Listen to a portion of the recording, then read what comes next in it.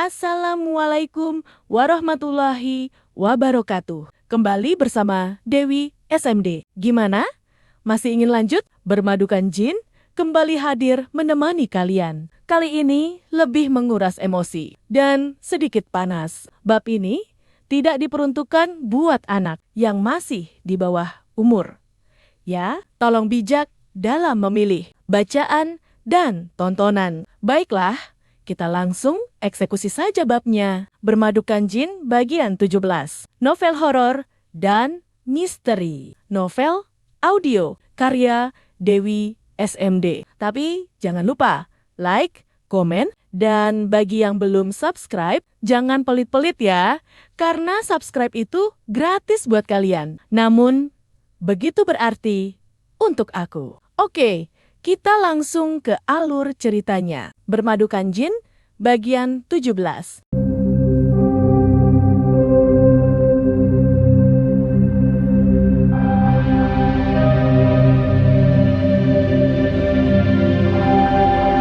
Putri Era menunduk sedikit, membiarkan rambut hitam panjangnya jatuh mengalir di bahu. Sorot matanya yang berkilau seperti permata malam menatap Dariat dalam-dalam, seolah menarik seluruh kesadarannya masuk ke dalam lembah pesona yang tak bisa ditolak. Putri, kamu yang bawa aku ke sini. Suara Dariat serak.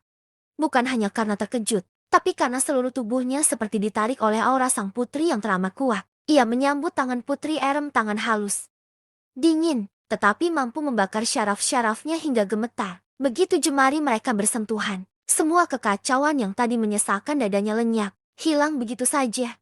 Seperti tidak pernah ada. Tidak ada lagi ingatan tentang Rahmah yang menangis di rumah. Tidak ada lagi beban usaha, tanggung jawab, atau rasa takut pada masa depan. Yang ada hanya Putri Erem dan tubuhnya yang memabukkan. Sosok itu benar-benar membuat Dariat lupa bahwa dirinya manusia biasa. Putri Jin itu tampil dengan kecantikan yang tidak pernah bisa dimiliki. Perempuan dunianya Dariat, lekuk tubuhnya, suara lembutnya, aroma wangi bunga hutan yang membungkusnya semua seperti mantra yang tidak bisa dipatahkan. Tentu, Kakang, jawab Putri Erem manja sambil mengusap dada Dariat pelan. Aku melihat Kakang kacau, sedih, dan sendiri. Aku tidak tega. Rahmah itu tidak pernah mengerti atau mendukung Kakang.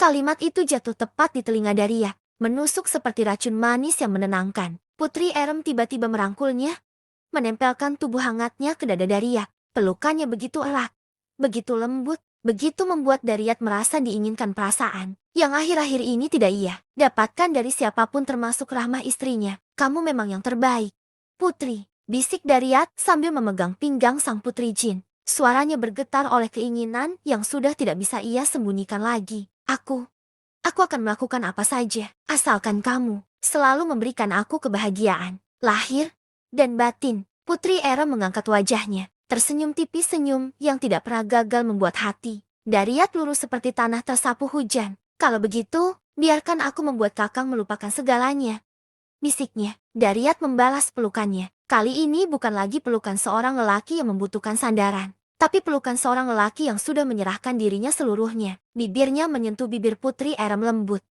dingin, namun memantik api yang ganas di dalam tubuhnya. Ciuman itu berubah dalam sekejap, dari lembut menjadi penuh nafsu, dari ragu menjadi penyerahan. Putri Erem menempel lebih dekat, membuat tubuh Dariat gemetar oleh kenikmatan yang ia sendiri tidak lagi dapat bedakan apakah itu dosa atau justru surga palsu yang menjeratnya semakin dalam.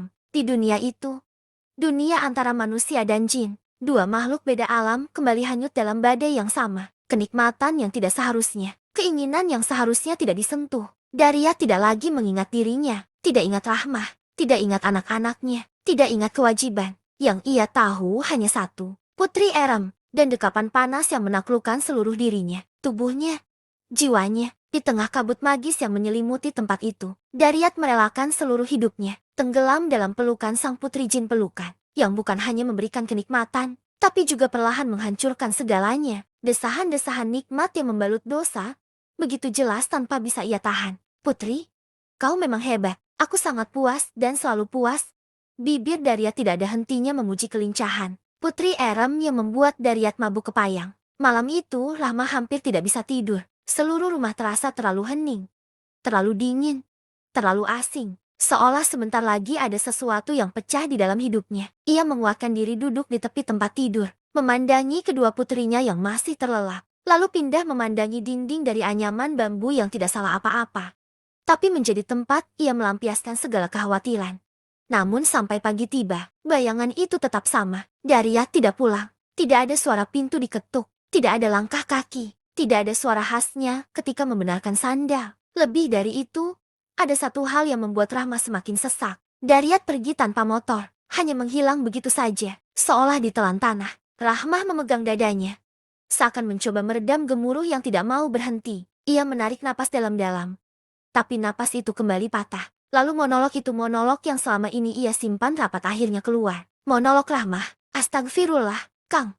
Kamu di mana? Kenapa kamu tinggalkan aku seperti ini? Apa kesalahan aku begitu fatal? Kamu tidak pulang, bahkan tidak bawa motor. Apa yang sebenarnya kamu cari di luar sana? Apa yang membuatmu rela membuat aku begadang begini? Rahmah menutup wajahnya dengan kedua tangan. Air mata yang sejak semalaman menahan diri akhirnya menetes juga. Aku ini istrimu. Perempuan yang kamu minta untuk menemani hidupmu. Tapi kenapa akhir-akhir ini aku merasa seperti orang asing di mata kamu? Apa salahku? Apa aku kurang cantik? Kurang patuh? Kurang mengerti kamu? Helaan napasnya pecah lagi, lebih berat dari sebelumnya. Ya Allah, kalau dia sedang ada masalah, kenapa dia tidak bicara? Kenapa justru memilih pergi? Kenapa selalu menutup pintu dan pergi entah kemana? Rahmah memegangi lengan kirinya. Meremas pelan seperti mencoba memastikan dirinya masih nyata, masih ada, atau apakah dia menemukan seseorang yang bisa membuatnya tersenyum lebih dari aku? Rahmah langsung menggeleng. Tidak, ia tidak mau memikirkan itu. Tapi kenapa perasaanku begitu tidak tenang? Kenapa hati ini seperti ditarik-tarik dari dalam? Ia berdiri, berjalan ke jendela, membuka tirai. Suara ayam berkokok terdengar dari kejauhan. Langit perlahan berubah abu-abu menuju pagi. Namun yang terasa hanyalah kehampaan. Apa kamu marah? Kang, apa kamu kecewa padaku? Selama ini, aku berusaha menjadi istri yang baik. Tapi kalau memang ada salahku, bicaralah. Jangan pergi seperti ini. Matanya kembali menghangat. Atau, apakah aku selama ini terlalu banyak menuntut? Atau terlalu sibuk dengan rumah, sampai tidak melihat kalau kamu sedang terluka? Apa aku terlalu sering mengeluh? Rahmah mengusap pipinya, menahan isak. Kang, pulanglah. Walau hanya untuk marah, walau hanya untuk diam di sampingku, walau hanya untuk menunjukkan bahwa kamu masih menganggap aku ada. Ia menggigit bibir, berusaha menahan tubuhnya agar tidak gemetar. Jangan buat aku menunggu begini. Jangan buat aku merasa sendirian. Jangan buat aku merasa kamu sudah tidak butuh aku. Perlahan, Rahmah turun berlutut di lantai kamar, menunduk, memohon pada Tuhan. Ya Allah, lindungi suamiku. Apapun yang sedang terjadi padanya, tolong jaga dia. Jangan biarkan dia tersesat. Jangan biarkan dia dijauhkan dari keluarganya. Ia menutup wajah dengan kedua telapak tangan. Ya Allah, kembalikan Kang Daryat. Kembalikan dia padaku, sebelum aku kehilangan kekuatan untuk bertahan. Rahmah menangis dalam diam tangis. Seorang istri yang tidak lagi tahu apakah ia sedang menunggu suaminya atau sedang kehilangan suaminya secara perlahan tanpa disadari. Sementara di tempat yang jauh dari jangkau kasar, tempat yang terhalang oleh dua dimensi, Daryat masih lanjutkan pergulatan hebat dengan putri itu. Beberapa kali ia terkulai lemas, namun kembali bangkit. Karena putri Erem yang tidak pernah berhenti memberikan sensasi yang panas tapi lembut. Kakang, di alammu sebentar lagi pagi datang. Pulanglah. Jangan buat keadaan tambah kacau lagi. Belum saatnya untuk kita terus bersama. Putri Erem perlahan melepaskan pelukannya. Pakailah pakaianmu. Tapi saya masih ingin bersamamu. Putri, Kakang masih belum puas melampiaskan semua rindu dan hasrat ini.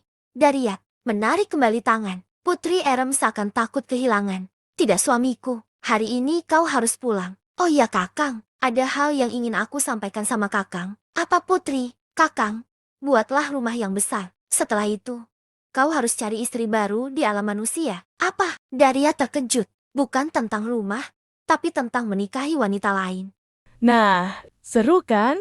Ceritanya sampai di sini dulu ya. Kita ketemu lagi besok. Masih bersama Bermadukan Jin. Selesai?